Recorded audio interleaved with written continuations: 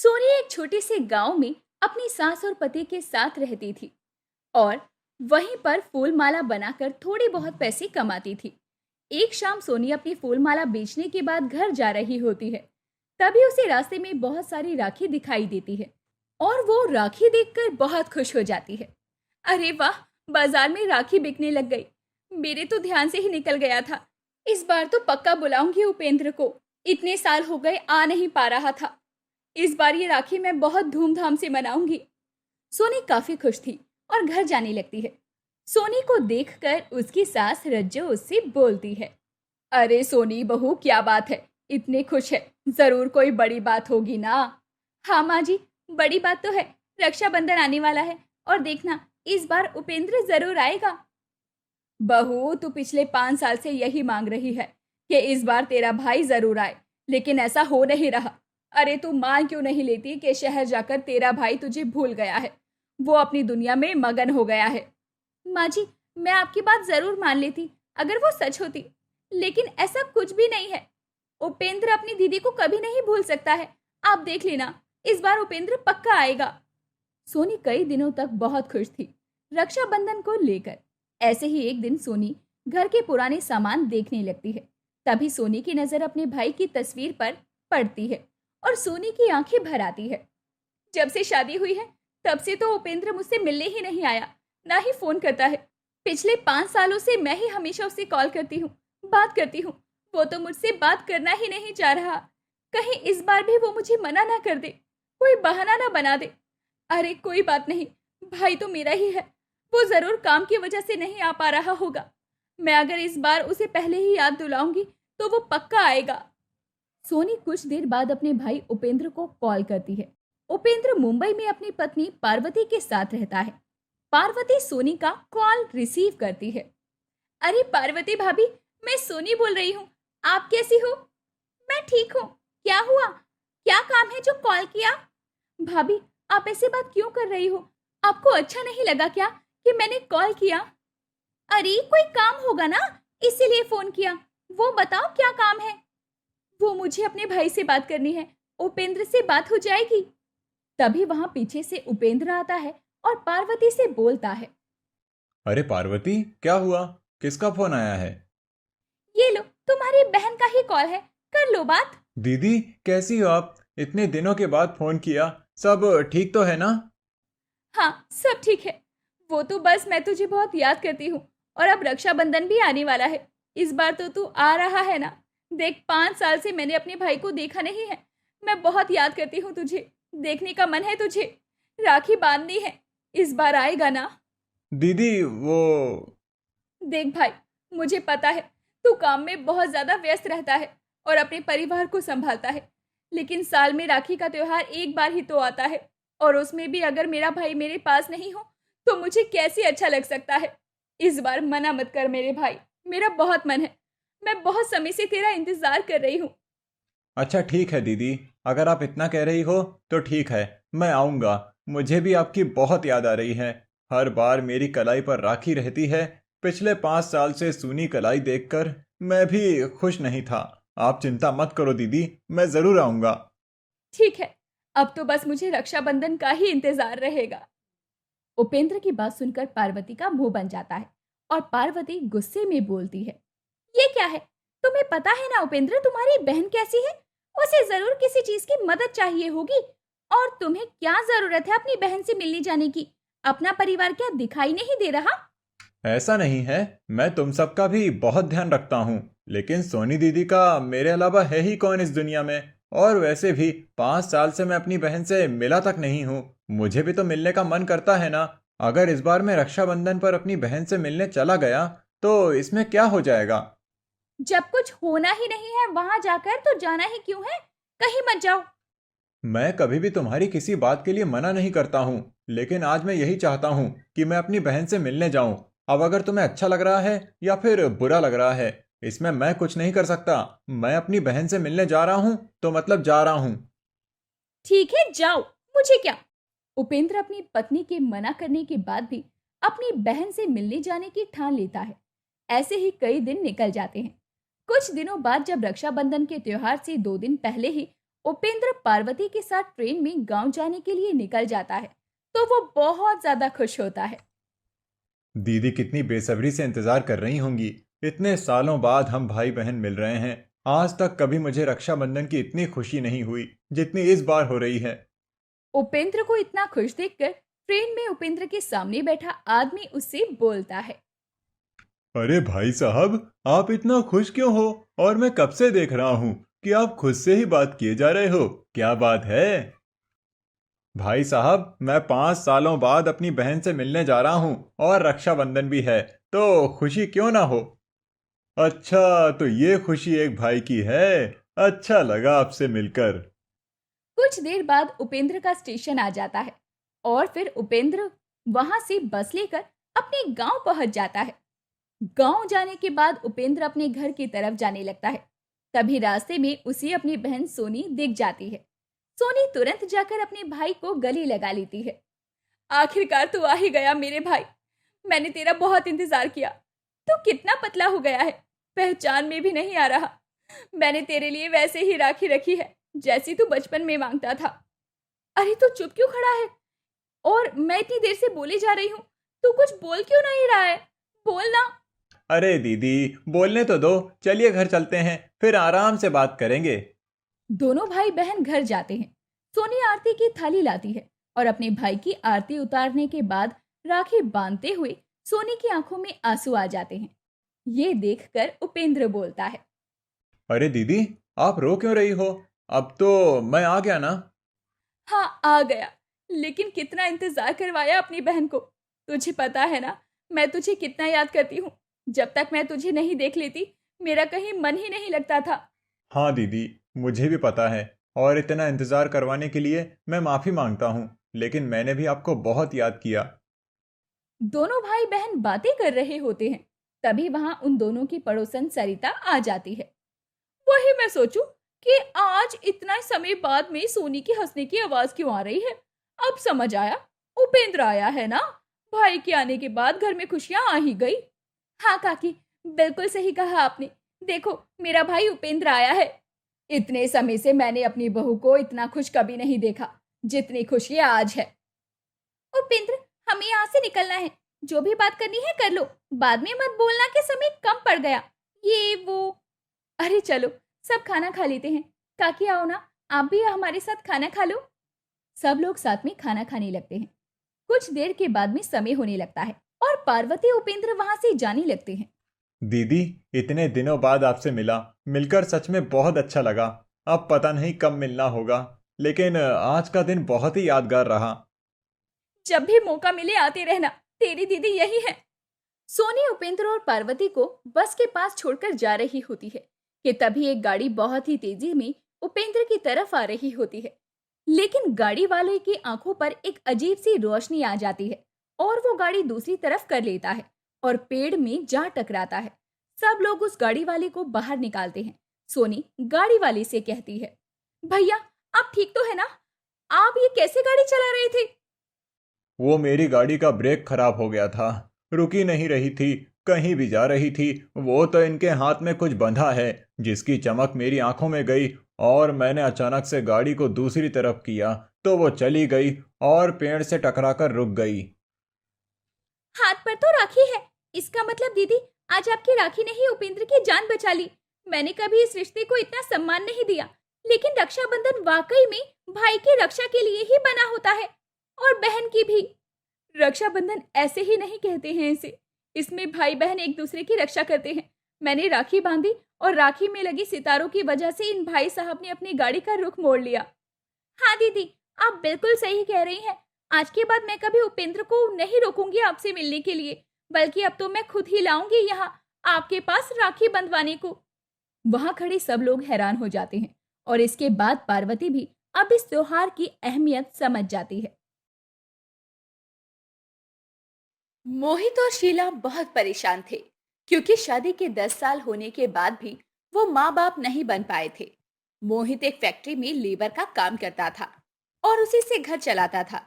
शीला ने माता रानी का व्रत रखा हुआ था और फिर उसका सपना भी पूरा हुआ।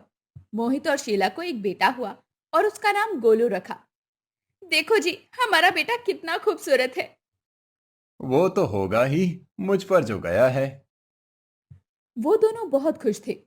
मोहित एक दिन काम से लौटते वक्त गोलू के लिए एक लॉकेट खरीद कर लाया। लॉकेट में गोलू और शीला की प्यारी सी छवि थी। उसने घर लौटने के बाद वो लॉकेट गोलू के गले में पहना दिया और बोला, ये लॉकेट हमारी निशानी है। ये जीवन भर गोलू के पास रहेगा। वो तो ठीक है, पर ये इतना बदमाश है कि पूछो मत, सोता ही नहीं है। अरे शीला, तुम उसको लोरी सुनाओ ना। लोरी सुनकर सारे बच्चे सो जाते हैं। शीला लोरी सुनाना शुरू करती है। लल्ला लल्ला लोरी, दूध की कटोरी, दूध में बताशा, मुन्ना करे तमाशा। लल्ला लल्ला लोरी, दूध की कटोरी, दूध में बताशा, मुन्ना करे तमाशा। ऐसे ही दिन बीत रहे थे। गोलू अब थोड़ा बड़ा हुआ। एक दिन गोलू ने मेले में जाने की जिद पकड़ ली। दुर्गा माँ के मंडप के पास मेला लगा था। मोहित और शीला गोलू को मेले में लेकर गए, मगर तभी दुर्घटना घटी। मेले में अचानक से आग लग गई। अरे बाप रे, मेले में आग लग गई है, भागो रे भागो। शीला भागो, मेले में आग लग गई है। अब गोलू को छोड़िएगा मत। सभी इधर उधर जान बचाने के लिए भागने लगे, और फिर वही हुआ जिसका डर था। मोहित से गोलू का हाथ छूट जाता है और गोलू वहीं गिर जाता है। माँ पापा, कोई बचाओ मुझे। इतने शोर में शीला और मोहित गोलू को सुन नहीं पाते। भीड़ से दूर जाकर वो गोलू को ढूंढने लगे।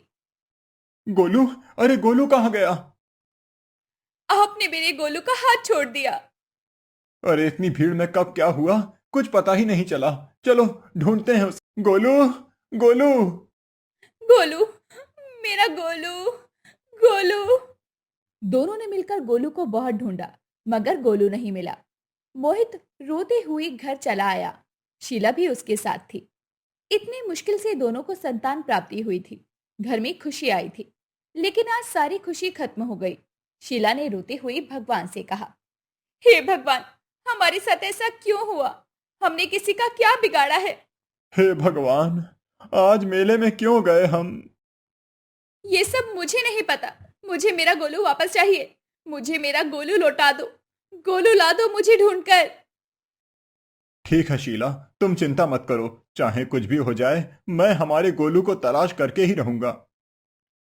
ये बोलकर मोहित घर से निकल गया और रास्ते में इधर उधर गोलू को ढूंढता रहा। ढूंढते ढूंढते मोहित को समय का कोई ध्यान नहीं रहा।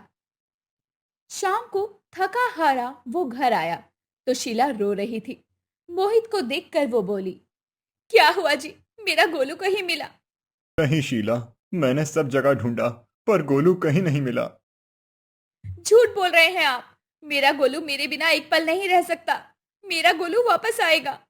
आज ही वचन देता हूं, मैं गोलू को तुम्हारी गोद में लाकर ही रहूंगा। इसके लिए मुझे अपने प्राण ही क्यों ना देने पड़े।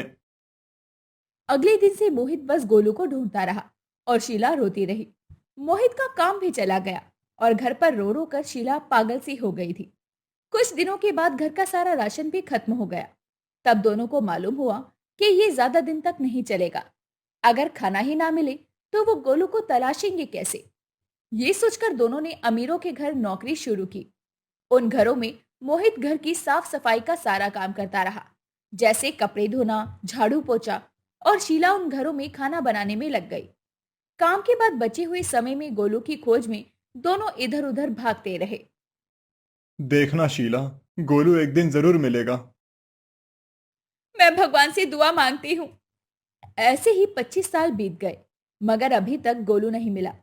इतने दिनों में मोहित और शीला बहुत सारे घरों में काम कर चुके थे। एक दिन दोनों को खबर मिली कि शहर में एक विवेक नाम का आदमी आया है और उसकी उम्र तो बस 30 की है, मगर उसके पास पैसे बहुत है और उसको 2 काम करने वालों की जरूरत है। तनख्वाह भी बहुत अच्छी है। मोहित और शीला उसके पास जाते हैं। मालिक, हमें ये काम दे दीजिए, हमें काम की बहुत जरूरत है। तुम दोनों काम कर पाओगे क्या, इतनी उम्र जो हो गई है?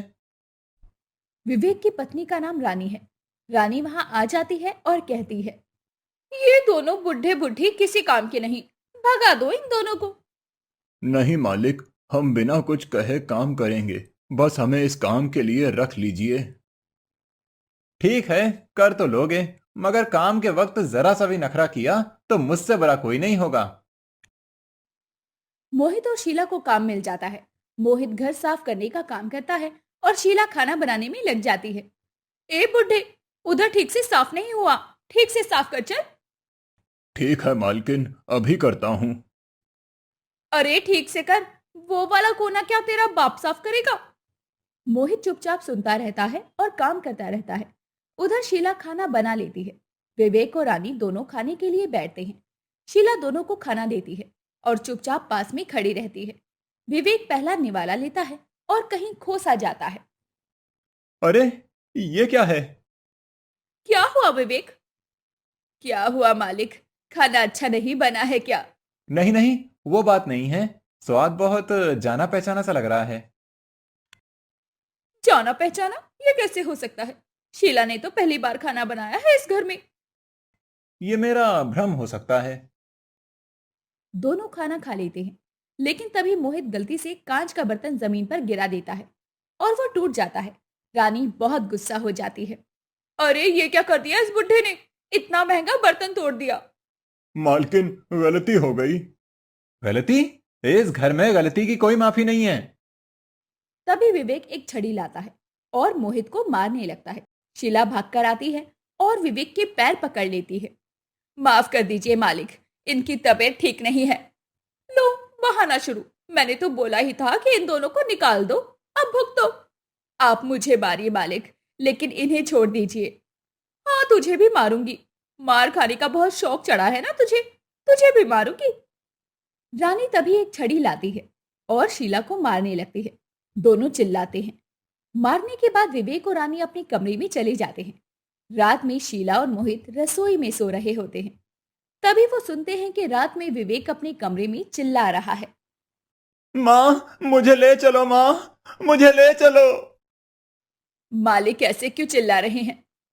तभी शीला विवेक के कमरे के पास जाकर मालकिन पुकारती है। तभी रानी दरवाजा खोलती है और कहती है, क्या हुआ आधी रात को? मालिक चिल्ला रहे थे तो सुनकर रह नहीं पाई। विवेक को बीमारी है, उसको कभी कभी नींद नहीं आती तो ऐसे ही चिल्लाता है। मैं कोशिश करके देखूं, तू क्या करेगी? लोरी सुनाऊंगी, लोरी से सभी सो जाते हैं। शीला विवेक के पास जाती है और लोरी सुनाती है। लल्ला लल्ला लोरी, दूध की कटोरी, दूध में बताशा, मुन्ना करे तमाशा। लल्ला लल्ला लोरी, दूध की कटोरी, दूध में बताशा, मुन्ना करे तमाशा। विवेक तुरंत सो जाता है। रानी को आश्चर्य होता है, लेकिन सुबह विवेक ऑफिस के लिए निकलता है। उसके ऑफिस में आज एक जरूरी मीटिंग है, इसीलिए वो हड़बड़ी में घर से निकलता है और बिना इधर उधर देखे रास्ता पार करता है। पर तभी रास्ते में गाड़ी आकर उसे धक्का मार देती है और वो जमीन पर गिरकर तड़पने लगता है। रानी, शीला और मोहित दौड़कर उसके पास जाते हैं। तीनों मिलकर विवेक को उठाने की कोशिश करते हैं और तभी मोहित और शीला देखते हैं कि विवेक के गले में एक लॉकेट है। ये वही लॉकेट है जिसे मोहित ने गोलू के गले में पहनाया था। मोहित और शीला उस लॉकेट को देखकर चौंक जाते हैं। अरे, ये लॉकेट मालिक के पास कैसे आया? ये लॉकेट विवेक के पास बचपन से है। वो अनाथ है, किसी मेले में खो गया था। विवेक से ही सुना है मैंने। मेले में आग लगने के कारण दौड़ते हुए वो गिर गया था और उसके पापा से उसका हाथ छूट गया। फिर सब कुछ खत्म होने के बाद जब वो मेले के पास बैठकर रो रहा था, तभी किसी अनाथ आश्रम के मालिक ने उसे देखा और उसे अपने साथ लेकर गए। विवेक ने अनाथ आश्रम में रहकर ही अपनी पढ़ाई पूरी की और नौकरी करने बाहर चला गया। बचपन से ही ये लॉकेट उसके पास है। ये सुनकर मोहित और शीला की आंखों में आंसू आ जाते हैं। असल में ये वही लॉकेट है जो मोहित ने गोलू के गले में पहनाया था। विवेक असल में उनका गोलू है। वो तुरंत गोलू को उठाकर दुर्गा माँ के मंदिर ले जाते हैं और माँ से प्रार्थना करते हैं। हे माँ, हमारा बेटा 25 साल पहले हमसे खो गया था। इतना ढूंढने के बाद आज वो मिला है। हमसे उसे फिर से अलग मत कर। तभी दुर्गा माँ प्रकट होती है और विवेक यानी गोलू को ठीक कर देती है। गोलू को सब कुछ पता चलता है और फिर वो सब समझ जाता है, क्यों शीला का बनाया हुआ खाना जाना पहचाना लग रहा था। क्यों शीला की लोरी सुनकर वो सो गया था। वो मोहित और शीला पर किए गए अत्याचारों के लिए भी माफी मांगता है। माँ पापा, मुझे माफ कर दो। मैंने आप पर बहुत अत्याचार किए हैं।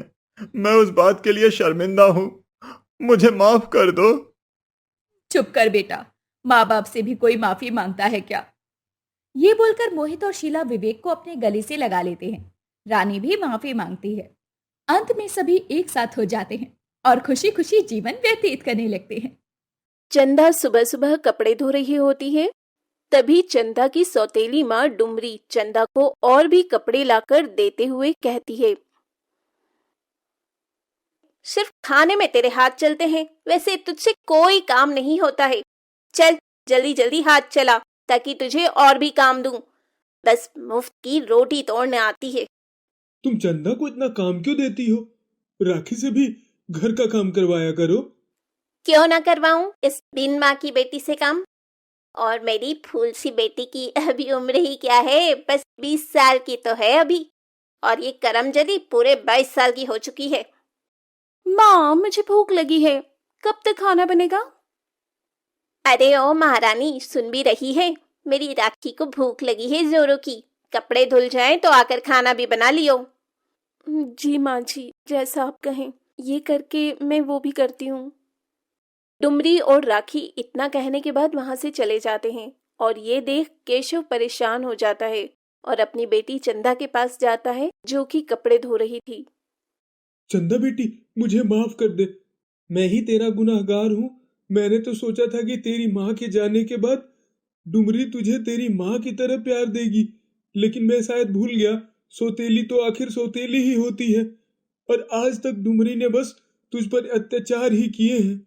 नहीं पिताजी, इसमें आपकी भी कोई गलती नहीं है। हाँ, आपने तो ये सब मेरे लिए ही किया था ना, लेकिन मैं ही अभागी हूँ जो मेरी किस्मत में माँ का प्यार लिखा ही नहीं है।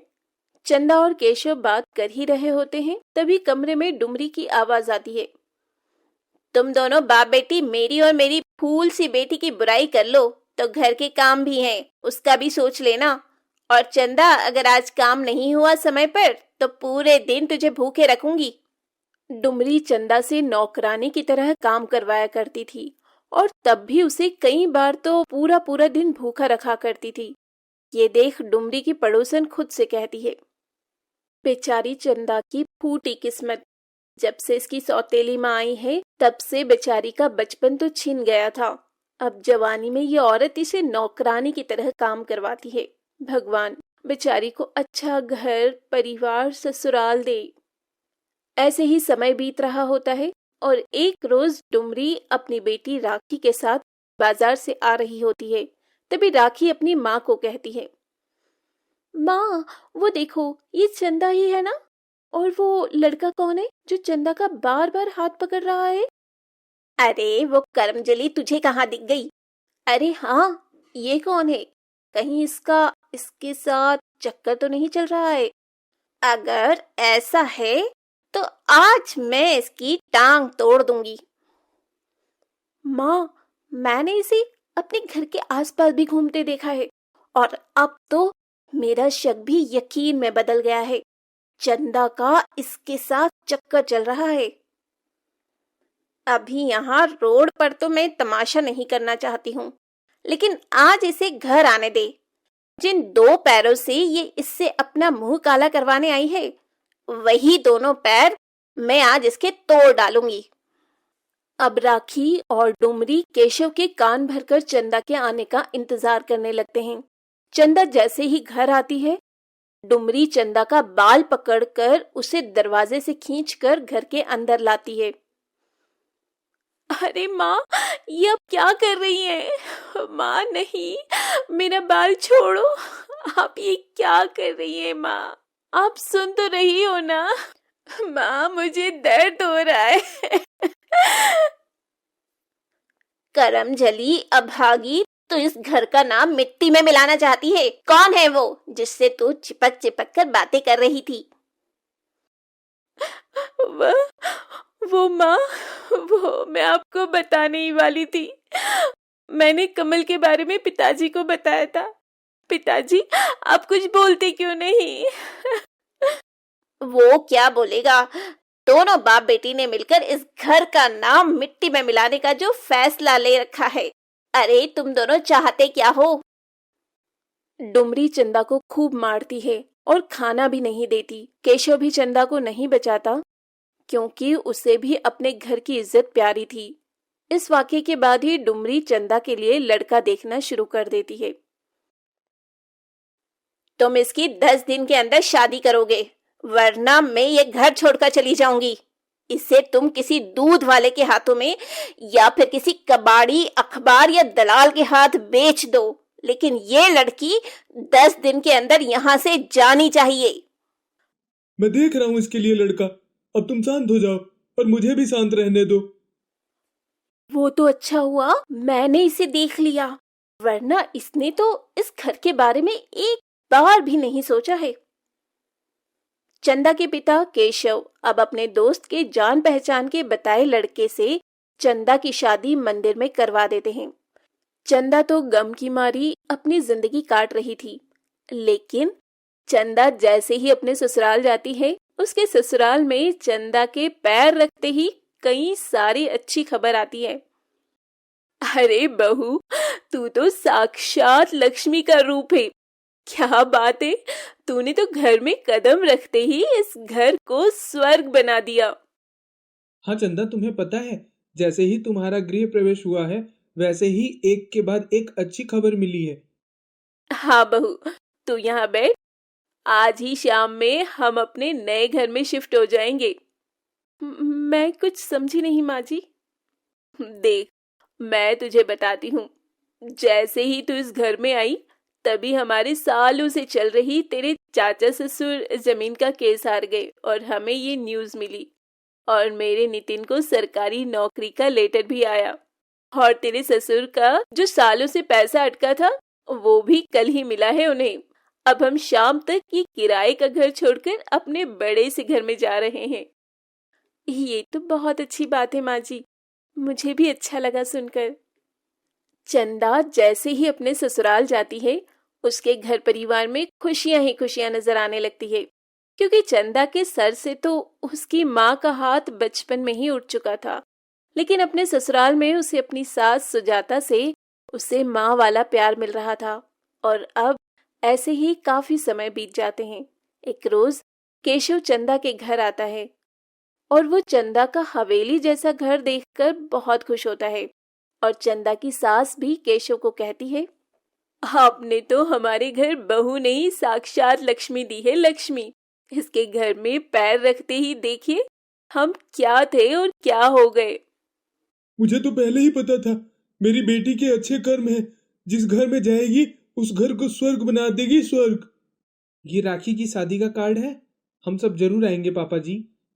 केशव अपनी बेटी को खुश देख बहुत खुश था, और वो जब अपने घर आता है तो अपनी पत्नी से कुछ भी नहीं कहता।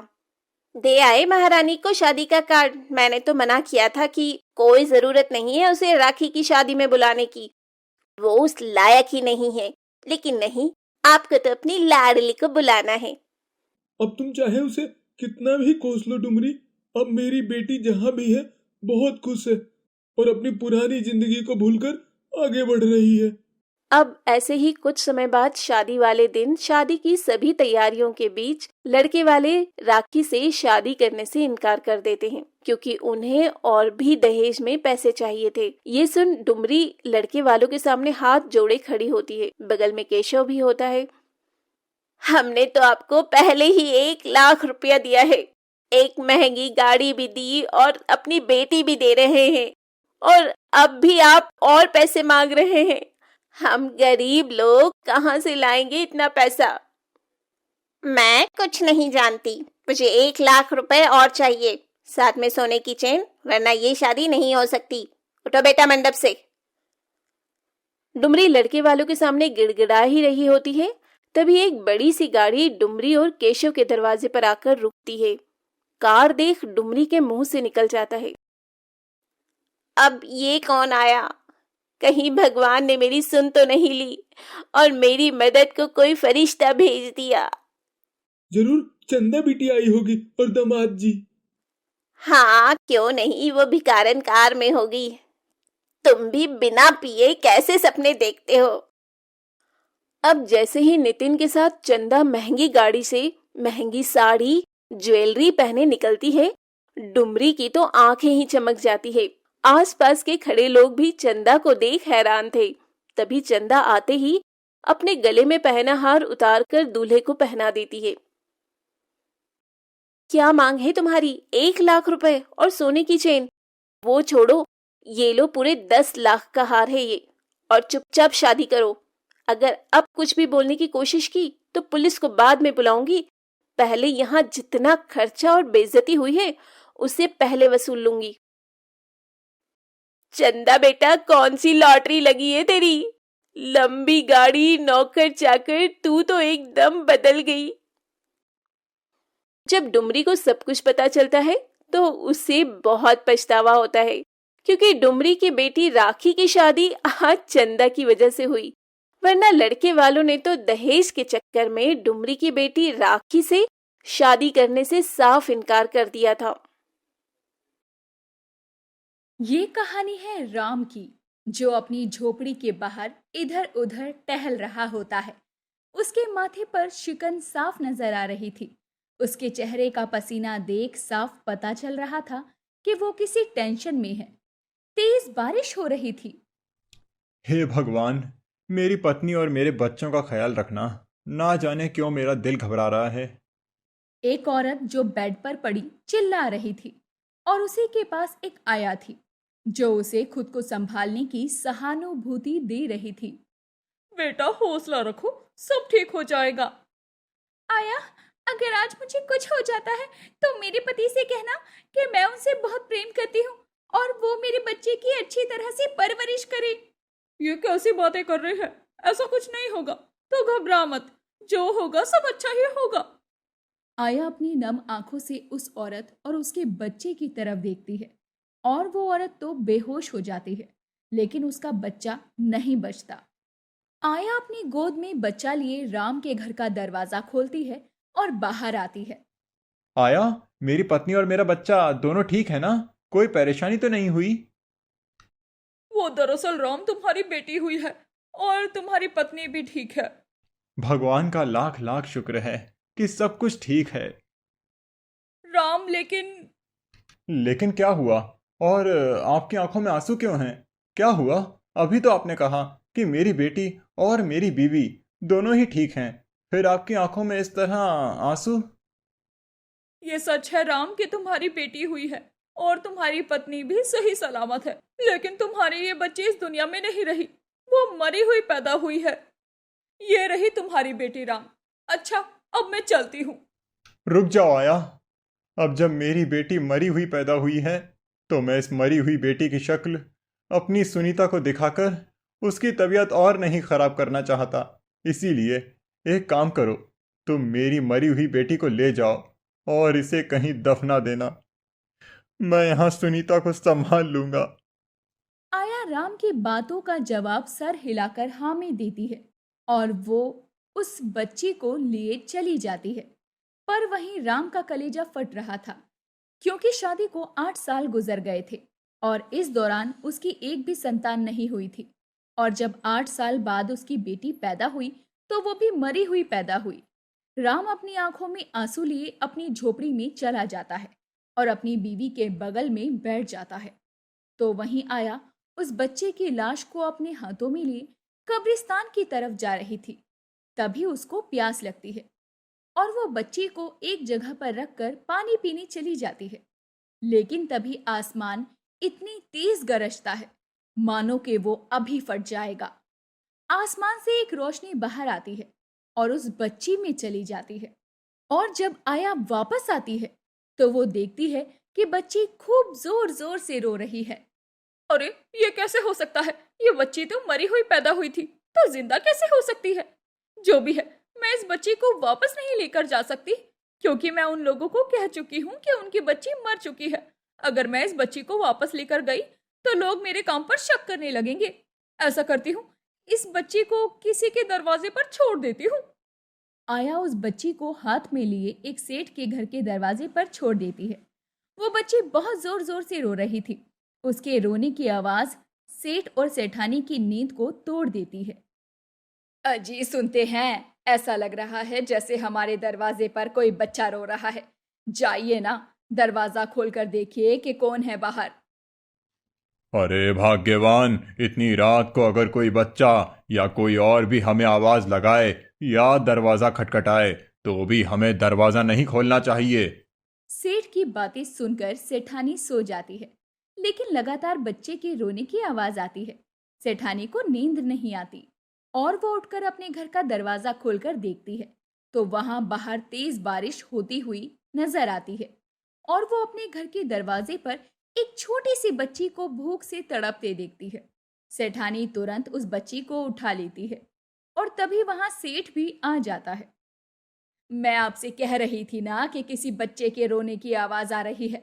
अभी जब मैंने दरवाजा खोलकर देखा तो ये बच्चा भूख से तड़प रहा था। पता नहीं ऐसे कौन से माँ बाप हैं जो बच्चों को पैदा कर दूसरों के दरवाजों पर छोड़ देते हैं। अरे जब पालन पोषण की औकात ही नहीं रहती तो ना जाने लोग बच्चा ही क्यों पैदा करते हैं। जाने दीजिए ना, वैसे भी हमारी कोई औलाद नहीं है। क्यों ना हम इसे अपनी बच्ची की तरह पाले। हम इसे अपने से भी ज्यादा प्यार देंगे। सेठ और सेठानी की कोई औलाद नहीं थी, इसीलिए वो उस बच्चे की परवरिश की जिम्मेदारी ले लेते हैं। अरे सब कुछ अच्छे से साफ कर दो और मेरी बेटी शिवानी का कमरा भी अच्छे से सजा दो। रामू काका अब तक खाना नहीं बना। आपको पता है ना, वो आती ही होगी और वो जैसे ही आएगी सीधा खाने पर झपट जाएगी। इसीलिए कह रही हूँ जल्दी से खाना बनाकर तैयार कर दीजिए। अरे भाग्यवान, जरा थम जाओ, वो अपने घर ही आएगी। जब वो घर आ जाए तो आराम से उसकी सेवा पानी कर लेना। लेकिन अभी तो थको मत। अगर तुम अभी से काम करती रही तो उसके आने तक थक जाओगी। जी पूरे 19 साल बाद वो घर आ रही है। अब भला क्या मैं अपनी एक लौती औलाद के 19 साल बाद घर आने की खुशी में घर को सजा भी नहीं सकती? अच्छा बाबा, ठीक है, कर लो जो तुम्हें करना है। वैसे वो आ चुकी है, मैं उसे लेने के लिए जा रहा हूँ। इतना बोलकर सेठ अपनी गाड़ी निकालता है और अपनी बेटी को लेने के लिए स्टेशन चला जाता है, जहां शिवानी स्टेशन पर अपने पिता का इंतजार कर रही थी। अपने पिता को देखकर शिवानी खुश हो जाती है और उसके पांव छूकर उसके साथ गाड़ी में बैठ जाती है। गाड़ी में बैठी शिवानी अपने गांव का नजारा देख रही थी। तभी उसकी नजर राम की झोपड़ी पर जाती है, जहां वो देखती है कि राम अपने घर के बाहर हाथ पैर धो रहा है।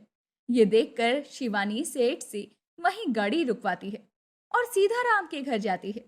शिवानी के साथ सेठ भी जाता है और सेठ को देखकर राम बोला, अरे सेठ जी, आप यहाँ आइए, आइए, अंदर आइए। सुनीता, जरा 2 गिलास पानी ला दो। राम की बात सुनकर सुनीता पानी के 2 ग्लास लाती है। एक शिवानी को देती है और दूसरा सेठ को देती है। वो दोनों ही उसके घर का पानी पीते हैं और थोड़ी देर बैठकर वहां से जाने लगते हैं। पर तभी शिवानी राम के पैर छूती है और उससे कहती है, ना जाने क्यों आपसे मिलकर मुझे बहुत अपनापन लग रहा है। ऐसा लग रहा है जैसे आपसे मेरा कोई पुराना और गहरा रिश्ता है। बेटिया, अगर आज हमारी बेटी होती तो वो भी तुम्हारी ही उम्र की होती। मतलब मैं कुछ समझी नहीं राम काका। मतलब ये है बिटिया कि आज से 21 बरस पहले हमारी घरवाली को एक बच्चा हुआ था, पर वो मरा हुआ पैदा हुआ।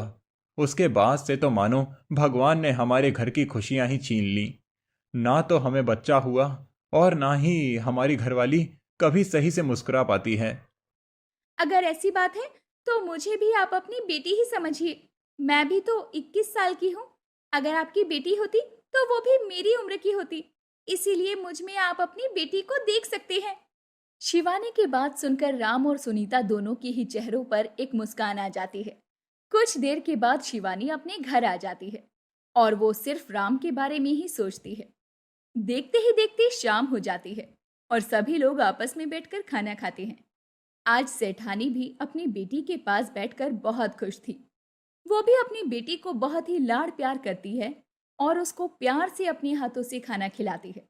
समय गुजरता है और गुजरते समय के साथ शिवानी गांव में ही बसने का फैसला कर लेती है। ऐसे ही एक दिन शिवानी मिनी स्कर्ट पहनकर अपने बाबा सेठ के साथ राम के घर जाती है, जहां राम शिवानी की गर्दन पर एक निशान देखता है। उस निशान को देखकर राम बोलता है, शिवानी बिटिया, ये तुम्हारी गर्दन पर निशान कैसा? अरे, ये तो इसका बर्थ मार्क है। जब से पैदा हुई है तब से इसकी गर्दन पर निशान है। माफ करना सेठ जी, लेकिन जैसा निशान शिवानी की गर्दन पर है, ठीक वैसा ही निशान इनकी गर्दन पर भी है। इनकी तो कुछ कुछ हरकतें भी शिवानी जैसी लगती है। देखने से लगता ही नहीं कि ये आपकी बेटी है। सुनीता की बात सुनकर सेठ बेचैन हो जाता है और वहां से कोई ना कोई बहाना देकर जाने लगता है। पर सेठ अपने घर नहीं जाता। वो सीधा उसी आया के पास जाता है जो गांव में हर गर्भवती औरत की डिलीवरी करवाती थी। वो उसके पास जाता है और उससे सवाल जवाब करता है। देख आया, सच बता, तूने किसके घर की औलाद मेरे दरवाजे पर लाकर रख दी? क्योंकि इस गांव में बच्चा पैदा करने वाला कोई और नहीं बल्कि तू है, इसीलिए सच बता। सेठ की बात सुनकर आया उसकी सारी सच्चाई बता देती है। ये सुनते ही सेठ की आंखें नम हो जाती है। वो अपनी आंखों में आंसू लिए अपनी पत्नी के पास जाता है और उसको सारी बात बता देता है। नहीं जी, ऐसा नहीं हो सकता। अगर शिवानी को पता चल गया कि राम उसका असली पिता है तो हमारा क्या होगा? शिवानी तो उसके पास चली जाएगी। हमने उसे बहुत नाजों से पाला है। मैं उसे ऐसे खुद से अलग नहीं कर सकती। ये तो मैं नहीं चाहता, लेकिन जिस तरह सच मुझे पता लगा, अगर ये सच शिवानी को पता चल गया तो वो हमें छोड़कर चली जाएगी। एक काम करते हैं, मैं आया को पैसे दे देता हूँ, वही गांव छोड़कर चली जाएगी और हम लोग शिवानी को कभी भी राम से नहीं मिलने देंगे और ना ही उसे ये सच बताएंगे। अगर उसे ये सच पता चल गया कि वो हमारी नहीं बल्कि राम की बेटी है तो वो हमें सच में छोड़ देगी। सेठ और सेठानी आपस में बातें कर रहे थे, पर वो इस बात से अनजान थे कि दरवाजे पर खड़ी शिवानी ये सब कुछ सुन रही है। आज शिवानी को जब ये पता चला कि वो उनकी असली बेटी नहीं है बल्कि उसकी असली माँ बाप तो कोई और है। उसके असली माँ बाप राम और सुनीता हैं। लेकिन शिवानी के मन में सेठ और सेठानी से दूर होने की जरा भी भावना नहीं आती और वो अपने माँ बाप के पास जाकर उन्हें समझाते हुए कहती है, माँ, पापा, आप लोगों ने ये कैसे सोच लिया कि मैं आप लोगों को छोड़कर जाऊंगी? ये जानने के बावजूद कि मेरे माँ बाप आप नहीं बल्कि राम काका और सुनीता काकी हैं। भले ही उन दोनों ने मुझे पैदा किया हो, लेकिन पाल पोस कर मुझे आपने बड़ा किया है। इसीलिए मैं ना सिर्फ उनकी बल्कि आपकी भी बेटी हूँ। शिवानी सेठ और सेठानी से बहुत प्यार करती थी, पर वो इस बात को नहीं झुठला सकती थी कि राम और सुनीता भी उसके असली माँ बाप हैं। माँ, पापा, जिस तरह आप मेरी माँ बाप हैं, ठीक उसी तरह राम और सुनीता काकी भी मेरे माँ बाबा हैं। उन्हें भी सच के बारे में पता तो चलना चाहिए ना कि मैं उनकी बेटी हूँ, क्योंकि मैं अपनी आंखों से उन्हें अपने बच्चे के लिए तड़पते हुए देख चुकी हूँ। नहीं शिवानी, मैं तुझे वहां नहीं जाने दूंगी। अगर तू वहां चली गई तो तू वापस लौटकर कभी नहीं आएगी। मैं जानती हूँ उन दोनों को। जब ये बात उन दोनों को पता चलेगी कि तू उनकी बेटी है तो वो तुझे मेरे पास कभी नहीं आने देंगे। माँ, ऐसा क्यों सोचती हो? मैं आपको कह रही हूँ ना, मैं आपको छोड़कर कहीं नहीं जाऊंगी। लेकिन वो भी तो मेरे माँ बाप हैं। उन्हें भी तो अपनी बेटी को देखने का पूरा हक है। इसीलिए उन्हें भी ये बात पता होनी चाहिए कि मैं उनकी बेटी हूँ। प्लीज ना, मुझे मत रोकिए। मैं उन्हें सच बताने के लिए जाना चाहती हूँ। इतना बोलकर शिवानी अपने घर का जैसे ही दरवाजा खोलती है, तभी उसकी आंखों के सामने सब कुछ धुंधला धुंधला उसे नजर आता है और थोड़ी ही देर बाद वो बेहोश होकर नीचे गिर जाती है। शिवानी को बेहोश होकर नीचे गिरता देखकर सेठ और सेठानी काफी घबरा जाते हैं, जिसके बाद वो तुरंत उसे अस्पताल ले जाते हैं। साथ ही सेठ रामलाल और उसकी पत्नी को भी हॉस्पिटल बुला लेता है। वो उन्हें ये खबर दे देता है कि शिवानी की अचानक तबीयत खराब हो गई है और वो बेहोश होकर नीचे गिर गई है। भले ही राम और सुनीता को ये नहीं पता था कि शिवानी उनकी बेटी है, लेकिन जैसे ही उन्हें ये बात पता चलती है कि शिवानी बेहोश होकर नीचे गिर गई है, वो तुरंत अस्पताल पहुंच जाते हैं। सेठ जी, अचानक से शिवानी को क्या हो गया? कल तक तो वो अच्छी खासी थी, लेकिन एकदम से उसकी तबीयत कैसे खराब हो गई? पता नहीं राम, अब डॉक्टर आएंगे तभी कुछ हो सकता है। सेठ के बोलते ही डॉक्टर बाहर आता है और उन्हें बताता है। सेठ जी, घबराने वाली कोई बात नहीं है। शिवानी बिल्कुल ठीक है, लेकिन शिवानी प्रेग्नेंट है। आप लोगों को उसका अच्छे से ख्याल रखना होगा, और तो और उन्हें किसी चीज की टेंशन नहीं देना। इतना बोलकर डॉक्टर वहां से चला जाता है और ये जानकर कि शिवानी प्रेग्नेंट है, सब लोग चौंक जाते हैं। पूजा और योगेश शादी के मंडप में बैठे 7 जन्मों के कस्में वादों के साथ शादी के बंधन में बंधने जा रहे थे। जहां पूजा और योगेश अपनी नई शादीशुदा जिंदगी की शुरुआत करने के सपने देख रहे थे, वहीं योगेश की मां सुषमा पूजा के पिता श्यामलाल से बार बार एक ही बात कह रही थी।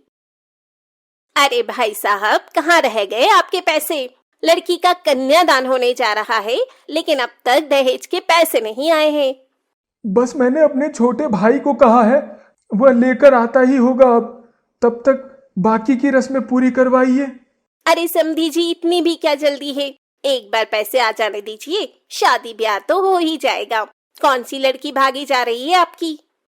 लेकिन मुहूर्त तो निकलता जा रहा है ना, मेरा छोटा भाई किशन लाल आता ही होगा। उन्हें आ जाने दीजिए, तब तक मैं कुछ खा पी लेती हूँ। देखो जरा क्या कुछ बनवाया है बारातियों के लिए। जी जरूर समधन जी, आइए आप बैठिए, मैं आपके लिए खाना मंगवाता हूँ। इधर पंडित जी बार बार मुहूर्त निकला जा रहा है कहकर मंत्रों को बीच में ही रोक दे रहे थे, लेकिन सुषमा श्यामलाल को अपनी बेटी पूजा का कन्यादान करने ही नहीं दे रही थी। देखिए समधन जी, पंडित जी का भी कहना है कि मुहूर्त निकलता जा रहा है। आप मेरी बात समझने की कोशिश कीजिए। बस मेरा भाई आता ही होगा, थोड़ा सा समय और दे दीजिए उसे। अरे बड़ी लंबी उम्र है समधी जी, आपके भाई की आ ही गए। पूरा कैश तो है ना, पूरे 5 लाख। जी जी, पूरा बंदोबस्त कर दिया था मैंने। मेरी बेटी की शादी में कोई कमी नहीं रहे, इसलिए मैं अपने घर तक को गिरवी रख दिया है। अब बेटी पैदा की है तो इतना फर्ज तो बनता है ना आपका कि आप अपने आप को गिरवी रखें या अपने घर को। क्यों समधी जी, कुछ गलत तो नहीं कहा ना मैंने? जी नहीं नहीं समधन जी, अब मैं कन्यादान की रस्म पूरी करता हूँ। सुषमा का बेटा पढ़ा लिखा और अच्छी नौकरी करता था। सुषमा ने अपने बेटे की शादी के लिए लड़की वालों से 5 लाख रुपए कैश, घर का सामान और एक कार दहेज की मांग की थी, जो श्यामलाल जैसे तैसे पूरा करता है। अब पूजा भी शादी करके अपने मायके से ससुराल आती है। श्यामलाल तो सोचता है उसने अपने बेटी को इतना कुछ दिया है कि उसकी सास उसे कुछ भी नहीं कहेगी और हमेशा ही उसे अपनी पलकों पर बैठा कर रखेगी। लेकिन सुषमा इतनी लालची थी कि दूसरे दिन से ही उसके मन का लालच और भी बढ़ता जा रहा था। अरे बहू, कल पग फेरे की रस्म है तो तेरे बाप को बोल देना कि यहाँ से 10 लोग जाएंगे, उनका खाना पीना बन जाना चाहिए और सभी को शगुन में नए कपड़े और 1000 रुपए तो दे ही दें। लेकिन माँ जी, पग फेरे की रस्म में तो सिर्फ लड़की जाती है, लड़के के रिश्तेदार नहीं। और ये कौन सा रिवाज है जिसमें पैसों के साथ कपड़े देने पड़ते हैं? हमारे यहाँ तो यही रिवाज है, इसीलिए पहले से बता रही हूँ। अच्छा माँ जी, अगर ऐसा है तो कोई बात नहीं, इस पग फेरे की रस्म को रहने ही देते हैं। मेरे पिता ने अभी अभी आप लोगों को इतना कुछ दिया है कि उनका हाथ खाली हो चुका है। वो 10 लोगों का खाना पीना, कपड़े और शगुन के तौर पर 1000 रुपए नहीं दे पाएंगे। हाँ हाँ, तेरा फकीर बाप जब बेटी के ब्याह में खर्च नहीं कर सकता था तो बेटी को जन्म ही क्यों दिया?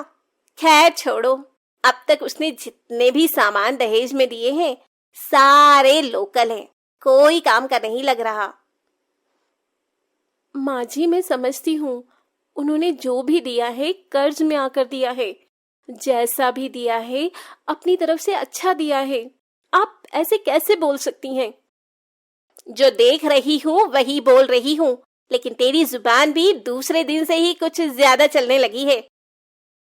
पूजा अपनी सास की बातें सुनकर समझ जाती है कि उसकी सास एक नंबर की दहेजखोर लालची औरत है। ऐसे ही समय बीत रहा था। एक रोज सुषमा के कमरे का एसी खराब हो जाता है। सुषमा अपने बेटे योगेश से एसी ठीक करवाने की बात कहती है। माँ, आपको पता है ना शादी में कितना खर्च आया है। बेशक हम लड़के वाले हैं, लेकिन खर्च तो हमारा भी हुआ है और अभी मेरी तनख्वाह भी नहीं आई है, तो इन सब पर खर्च करने का आप सोचो भी मत। हाँ बेटा, ये भी तू सही कह रहा है। चल, इसका भी उपाय मैं करती हूँ। तू अभी ऑफिस जा। योगेश के ऑफिस निकल जाने के कुछ देर बाद हॉल में पोछा लगा रही पूजा से सुषमा कहती है, अरे बहू, अब तक तेरा काम नहीं हुआ? तेरे बाप को बुलाया था घर पर, आता ही होगा। अगर आए तो नाश्ता पानी करवा कर भेजना। लेकिन पिताजी आ रहे हैं। उन्होंने तो मुझे कुछ बताया ही नहीं कि वो मुझसे मिलने आ रहे हैं। तेरे बाप को मैंने यहाँ तुझसे मिलने नहीं बुलाया है, बल्कि तेरे बाप से कहा था कि घर का एसी खराब हो गया है। बेटी के लिए इतना तो कर ही सकता है। मैं समझी नहीं माँ जी, क्या आप मेरे पिताजी से नया एसी मंगवा रही हैं, वो भी अपने कमरे में लगवाने के लिए? हाँ, बड़ी जल्दी समझ आ गई। चल अच्छा है, मैं जा रही हूँ कांता के घर, थोड़ा काम है। तेरा बाप आए तो बिना नाश्ता पानी के मत भेजना, वरना कल को बदनामी होगी। लेकिन माँ जी, मेरे पिताजी से जितना हुआ उन्होंने उतना तो किया ही ना, तो अब आप उन्हें और क्यों परेशान कर रही हैं? क्या उन्होंने दहेज में कोई कमी छोड़ी है? लड़की का बाप जितना दे उतना कम है, चाहे वो ताजमहल ही क्यों ना दे दे, और लड़के वाले जितना ले उतना कम है। ये बात तू नहीं जानती क्या बहू? चल अभी घर के काम पे ध्यान दे, मेरी बातों पर नहीं। इतना कहकर सुषमा अपनी पड़ोसन कांता के घर चली जाती है। कुछ देर बाद श्यामलाल अपनी बेटी के ससुराल आता है। अरे पूजा बेटी, कैसी है? घर में सब ठीक तो है ना? बाहर तो धूप भी बहुत तेज है। पिताजी आप आ गए? कैसे हैं आप? आपकी तबीयत तो ठीक है ना? बैठिए ना, आप खड़े क्यों हैं? मैं आपके लिए ठंडा पानी लेके आती हूँ। बेटी सब ठीक है, वह तो बस मैं तेरे लिए एसी लेकर आया हूँ। दहेज में मैंने तुझे पंखा कूलर तो दिया, लेकिन एसी नहीं। अरे पिताजी, इसकी क्या जरूरत थी? और मुझे अच्छे से पता है ये आप अपनी मर्जी से नहीं लेकर आए हैं, आप पर दबाव बनाया गया है। नहीं नहीं बेटी, कैसी बातें कर रही है तू? मैं ये तेरे लिए ही लेकर आया था। पूजा अपने पिता की बात सुनकर किचन में पानी लाने जाती है। तभी श्यामलाल किसी से फोन पर बातें कर रहा होता है। मालिक, जल्द पैसे दे दूंगा। अभी मैं बेटी के घर आया हूँ, ज्यादा बात नहीं कर सकता, माफ कीजिएगा। मैं घर आते ही आपसे मिलने आता हूँ, बस कुछ दिन और। पिताजी लीजिए पानी। और किसका फोन था? आप इतने परेशान क्यों हैं? बताइए क्या बात है? आप मेरी शादी के बाद कर्ज में आ गए हैं, मुझे पता है, इसलिए आप इतना परेशान हैं। अरे अरे, तुझे चिंता करने की कोई जरूरत नहीं है, सब हो जाएगा। और समधन जी कहाँ है? कहीं नजर नहीं आ रही है? मैं चलता हूँ, यह एसी उन्हें दिखा देना। पूजा तो सब जानती थी कि उसके पिता बिना बोले ये एसी नहीं लाए हैं, बल्कि उसकी सास ने इतना दहेज लेने के बाद भी उसके पिता को प्रताड़ित कर रखा है, और पूजा भी दहेज की बढ़ती मांग से प्रताड़ित हो रही थी। एक रोज सुषमा हॉल में बैठी टीवी देख रही होती है, तभी टीवी अचानक बंद हो जाता है। सुषमा बहुत कोशिश करती है, लेकिन टीवी नहीं चलता। तभी सुषमा पूजा के पिता श्यामलाल को फोन लगाकर कहती है, अरे समधी जी, कैसे हैं आप? आपने एसी तो बड़ा अच्छा दिया है, ठंडी ठंडी हवा आती है। बस मैंने तो आपको इसीलिए याद कर लिया कि मेरा मनोरंजन नहीं हो पा रहा है। अभी अभी टीवी खराब हो गया है, सोचा आपको बता दूं, आप भिजवा दें अपनी बेटी के लिए टीवी। 1 मिनट माँ जी। पिताजी आप फोन रखिए, मैं बाद में बात करती हूँ। और माँ जी, आप अगर आपने गलती से भी मेरे पिताजी के हालचाल लेने के लिए भी अब फोन किया तो मुझसे बुरा कोई नहीं होगा। देख रहा है योगेश, तेरे सामने ही तेरी पत्नी मुझे धमका रही है। आपको जो समझ में आए वो समझिए माँ जी, लेकिन मेरे पिताजी अब आपको कुछ भी नहीं देंगे दहेज में। वैसे ही आपने सामान से लेकर पैसे तक लिए हैं और मेरे दहेज का सामान आपने अपनी बेटी के लिए भिजवा दिया है, और जो चीज खराब हो रही है वो आप मेरे पिताजी से मंगवा रही हैं। क्या ये गलत नहीं है? माँ, आज मैं आपको कुछ नहीं कहूंगा। पूजा बिल्कुल ठीक कह रही है। तू इसकी बातों में मत आ। अगर इसे यहाँ से जाना है तो जाए, मैं नहीं रोकने वाली। मैं तेरी दूसरी शादी करवा दूंगी और वहां से भी इससे 2 गुना दहेज मिलेगा।